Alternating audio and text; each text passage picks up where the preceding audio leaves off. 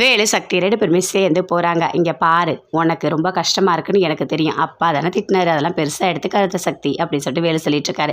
2 tea நல்லா ஸ்ட்ராங்காக போடுங்க அப்படின்னு சொல்லிட்டு வேலு சொல்கிறாரு. அதை வாங்கி கொடுக்குறாரு.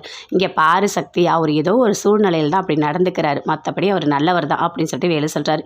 எனக்கும் தெரியும், அப்பா ஏதோ ஒரு காரணத்துக்காக தான் இப்படி நடந்துக்கிறாரு, ஏதோ ஒன்று இருக்குது அப்படின்னு சொல்லிட்டு அப்படி சக்தி யோசிக்கிறாங்க. செல்வி சொல்ல வந்தது எல்லாத்தையுமே நினச்சி பார்க்குறாங்க. செல்வி ஏதோ ஒரு விஷயத்தை நம்மக்கிட்ட சொல்ல வந்தா, ஆனால் சொல்லாமல் போயிட்டாலே ஏதோ ஒரு விஷயம் இருக்குது, வீட்டில் ஏதோ ஒன்று நடந்திருக்கு அப்படின்னு சொல்லிட்டு சக்தி யோசிச்சுட்டே இருக்காங்க. என்ன சக்தி, ரொம்ப யோசிக்காத, அதெல்லாம் ஒன்றுமே கிடையாது சரியா அப்படின்னு சொல்லிட்டு வேலு சொல்லிகிட்டே இருக்காரு. வீட்டில் போயிட்டு தேடுறாங்க செல்வியோட அம்மா. எங்கே போனான்னு தெரியலையே, செல்வியை காணுமே அப்படின்னு சொல்லிட்டு ஃபுல்லாக தேடுறாங்க. பார்த்தா ஒரு லெட்டர் இருக்குது, எடுத்து படிக்கிறாங்க. இங்கே பாருங்கள், என்னால் தானே உங்களுக்கு இவ்வளோ பிரச்சனை, அக்காவுக்கும் பிரச்சனை, நான் இனிமேல் இங்கே இருக்க மாட்டேன், அந்த பிரகாஷ் கண்டிப்பாக உங்களை நிம்மதியாக இருக்கவே விட மாட்டான், அதனால் நான் வீட்டை விட்டு போகிறேன், நீங்களாம் நல்லா இருந்தாலே போதும் அப்படின்னு சொல்லிட்டு லெட்டர் எழுதி வச்சுருக்காங்க. அதை கொண்டு வந்து அவங்க அப்பா கிட்ட காட்டுறாங்க. சேரனும் படிக்கிறாரு. படிச்சுட்டோன்னே பயங்கரமாக ஷாக் ஆகுறாங்க. என்ன ஆச்சு, எதுக்காக இவன் இப்படி பண்ணான்னு தெரியலையே, ஐயோ கடவுளே, எங்கே போனாலோ தெரியலையே, ஒன்றுமே தெரியாது அவளுக்கு, எங்கே போய் தேடுறது நாங்கள் அப்படின்னு சொல்லிட்டு எல்லாருமே டென்ஷனாக இருக்காங்க. சேரனும் அவங்க அப்பாவும் ஷர்ட்லாம் போட்டு கிளம்புறாங்க. சரி, போயிட்டு நாங்கள் செல்வியை தேடி கூட்டிகிட்டு வரோம், நீங்கள் எதுவுமே சொல்லுங்க, யார்கிட்டையுமே எதுவுமே சொல்ல வேண்டாம், வெளியே போயிட்டு யார்கிட்டையும் விசாரிக்க கூட முடியாது, யாராவது ஏதாவது கேட்டால் பொண்ணு எங்கே காணுமான்னு சொல்லிட்டு நம்ம கிட்ட கேட்பாங்க அப்படின்னு சொல்லிட்டு அவங்க அப்பா ஒரு மாதிரி டென்ஷனாக 2 பேருமே வெளியே போகிறாங்க. அப்போ கரெக்டாக வேலு வராரு. வந்த உடனே கேட்குறாரு, சக்தி இங்கே வந்தாங்களா அப்படின்னு சொல்லிட்டு. சக்தி இங்கே வரலையே, உன் கூட தானே இருந்தா அப்படின்னு சொல்லிட்டு வீட்டில் எல்லாருமே சொல்கிறாங்க. இல்லை, அதுக்காக இல்லை, என் கூட தான் டீ குடிக்கிறேன்னு சொல்லிட்டு இருந்தா, அதுக்குள்ளே காணும், எங்கே போனானே தெரியல எனக்கு அப்படின்னு சொல்லிட்டு வேலு சொல்கிறாரு.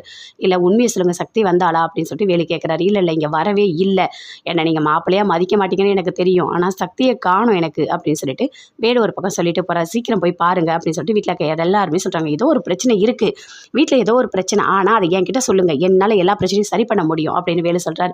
இல்லை, பிரச்சனைலாம் எதுவுமே இல்லை அப்படின்னு சொல்லிட்டு சேரன் அவங்க அப்பா 2 பேருமே சேர்த்து சொல்கிறாங்க. வேலு அங்கேருந்து போகிறாரு.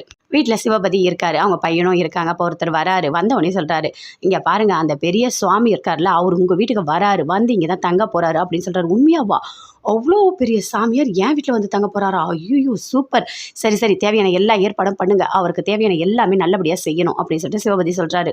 இல்லைன்னு வச்சுக்கோ, அவ்வளோதான், அவரு நம்ம வீட்டுக்கு வரதே ஒரு வாரம், அவர் வந்தார்னு வச்சுக்க நம்ம வீட்டுக்கு பெரிய நல்லதெல்லாம் நடக்கும் அப்படின்னு சொல்கிறாரு சிவபதி. அதை கேட்டோடனே அவங்க அம்மா சொல்கிறாங்க, அப்படியா, அப்போனா கண்டிப்பாக வேலுக்கும் சக்திக்கும் நல்லதே நடக்கணும், அவங்க 2 பேர் வீட்டுக்கு வரணும், இந்த வீட்டில் இருக்கவங்க எல்லாருமே சந்தோஷமாக இருக்கணும், அந்த கடவுள் தான் ஏதாவது மனசு வைக்கணும் அப்படின்னு சொல்லிட்டு அவங்க அம்மா ஒரு பக்கம் சொல்லிட்டு இருக்காங்க.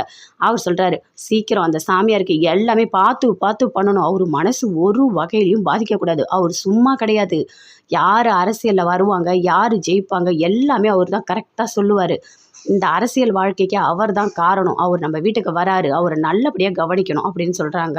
இங்கே பாருத்தேனே, அந்த சாமியார் வராரு, அவருக்கு என்ன வேணும் எது வேணும்னு கேட்டு பார்த்து பண்ணணும் அப்படின்னு சொல்லிட்டு அவங்க மாமியார் சொல்கிறாங்க. சரி, எல்லாமே கரெக்டாக பண்ணுறேன் அப்படின்னு சொல்லிட்டு தேனு சொல்கிறாங்க.